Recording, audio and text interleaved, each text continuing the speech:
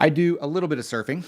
I'm not good at it, but from time to time, when I'm feeling like punishing myself or I just want to feel alive, I'll get the wetsuit on and I'll head out into the ocean. The thing about surfing here in Northern California is that, first of all, the water is really, really cold. It's so cold that it hurts. For a few times, I thought I would be tough and go without gloves, and then I thought my fingers were going to fall off, and so I bought the gloves.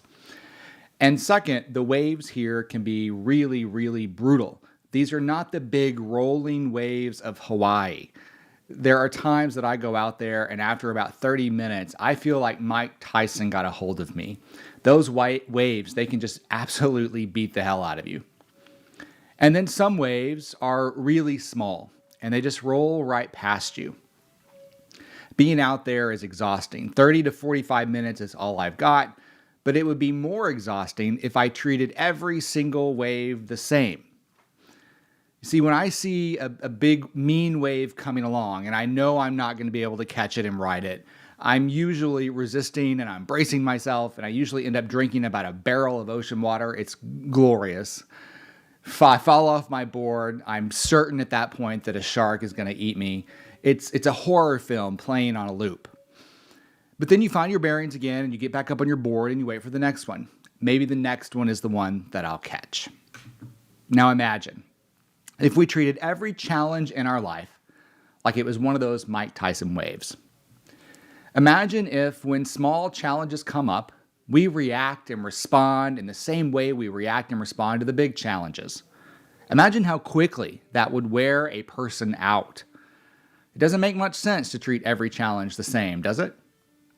And yet, I'm pretty sure that I do. I'm noticing this more and more with my business and the way that I approach the challenges that are incoming. It's like every single challenge, the big ones, the small ones, that I treat them all the same with that same sort of rapid preparedness and vigor. Now, this may not happen to you, but I notice in myself that I find myself arming for mortal combat for every single challenge. And I think there's a lot of wisdom in being able to recognize the waves that are worth riding, enduring the waves that are going to beat you up, and the waves that you just let roll right past you. Now, I got to thinking about why this is for me. Why does this happen? Why is every challenge met with vigor? And I got to thinking about my first really conscious challenge as a kid. And I think that challenge was earning my dad's love. If I could just get this guy to love me, hell, even if he just liked me a little bit, then I'll have really accomplished something. And no kid should have to earn the love or the liking of a parent. I didn't earn it as a kid. I didn't earn it as an adult. And it's the big wave that I keep allowing to beat me up. And I talk to people all the time in the work that I do, gay and straight, who have endured this challenge themselves. One woman in particular comes to mind who very frequently, a lot of the work that we will do will be talking about the fact that she was never good enough for her mother. No matter how hard she tried, she just never lived up to her mother's standard. She never earned her mother's approval. She never earned her mother's love. It was just never enough. And I've also noticed that those of us who experience this sort of thing, we have something in common. And that's that we face every challenge like it's the challenge. All of life's obstacles seem overwhelming. We assume that it's going to be harder than it really is, maybe even impossible. And when you're challenged to earn the love of a parent, or faced with the prospects of having to earn their approval, that's the kind of challenge that snuffs out a person's confidence and snuffs out their optimism. I think it also makes a person forgetful. They forget that their successes and the degree of their own resilience. They've been successful. They've survived all their worst days. They have a high degree of resilience. And that's the other thing that I notice about people that have faced the challenge. They are incredibly resilient, but they're forgetful.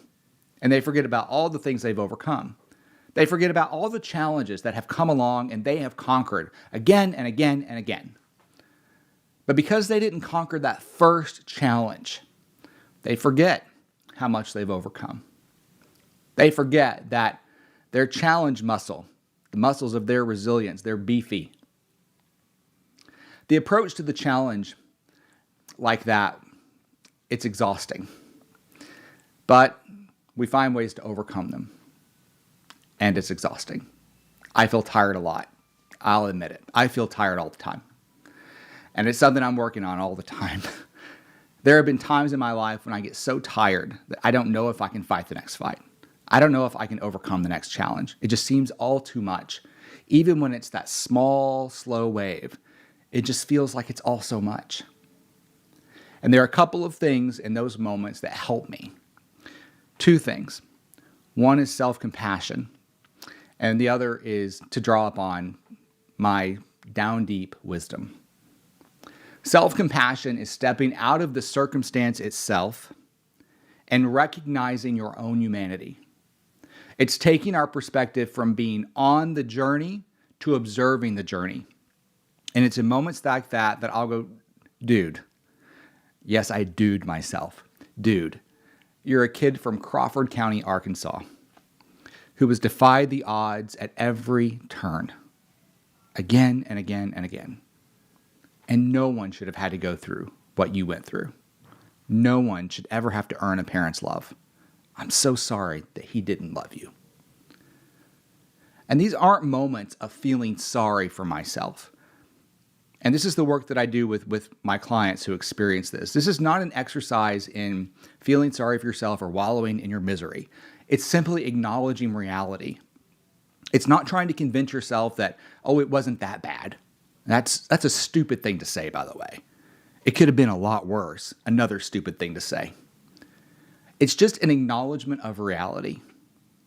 Acknowledging the reality of what was, integrating it, realizing that that was your journey, getting outside of it and looking in and observing it. It's also a form of self-parenting, when we as the adult can parent the inner child. And then there's the wisdom part. The wisdom to recognize that there are degrees of challenges. Not every challenge is the challenge. Some waves you're going to ride. Some you fight to survive. And some you just let roll right under you. And I think there's a lot of wisdom in finding that distinction in those times when you're so tired of the fight. But you grab hold of that little nugget of wisdom and you remember that you're enough, you are strong, you are resilient, you are worthy, and you are loved. And may you have joy, peace, and happiness, good health and well-being, a life of ease and prosperity, the courage to get what you want from this life, the clarity to know what that is, the imagination to not sell yourself short, and the discipline to see it through.